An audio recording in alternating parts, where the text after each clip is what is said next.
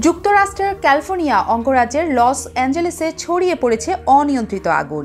ভয়ঙ্কর দাবানলে শহরের পৃথক স্থানে দাবানলে এখন পর্যন্ত কমপক্ষে 10,000-এর বেশি ঘরবাড়ি ও অন্যান্য অবকাঠামো পুড়ে গেছে। সেই সঙ্গে প্রাণ গেছে 10 জনের।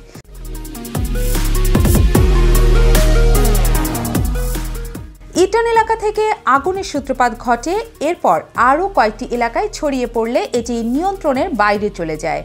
আগুনের সূত্রপাত হওয়া এলাকা ইটনে পুড়েছে 13,000 একর জমি, এছাড়া প্যালিসেডে পুড়েছে 19,000 একর জমি।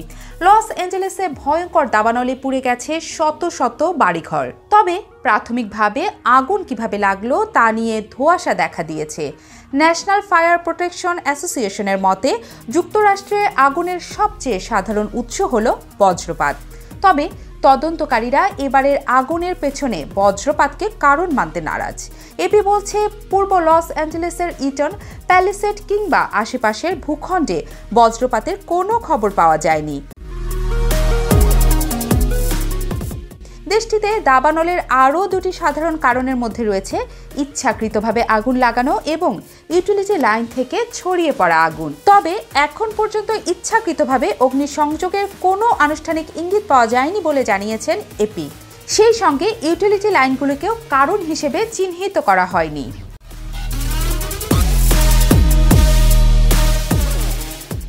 1991 সালে ওকল্যান্ড হিলসের অগ্নিকাণ্ড সহ ক্যালিফোর্নিয়ার বড় ধরনের অগ্নিকাণ্ডের তদন্ত করেছেন ফ্লোরিডার সায়েন্টিফিক ফায়ার অ্যানালাইসিসের মালিক জন লেন্টিনি।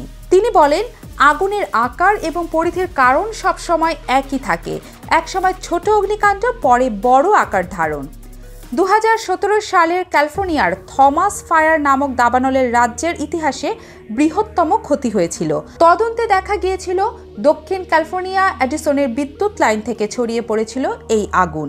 উচ্চ বাতাসের সময় কোনো কিছু বিদ্যুৎ লাইনের সংস্পর্শে এসেছিল।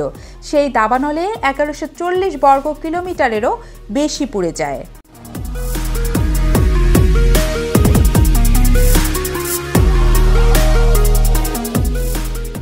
বিশেষজ্ঞরা বলছেন, ধ্বংসাবশেষ পোড়ানো এবং আতশবাজিগুলিও দাবানলের উৎপত্তির সাধারণ কারণ। কেননা অতীতে দুর্ঘটনা সহ অসংখ্য সূত্র থেকেও আগুন লাগার নজির রয়েছে। 2021 সালে এক দম্পতির বাসা থেকে বড় আগুনের সূত্রপাত হয়েছিল। প্রায় 90 বর্গ কিলোমিটার ভূখণ্ড পুড়ে যায়। 5টি বাড়ি এবং আরও 15টি ভবন ধ্বংস হয়ে যায়।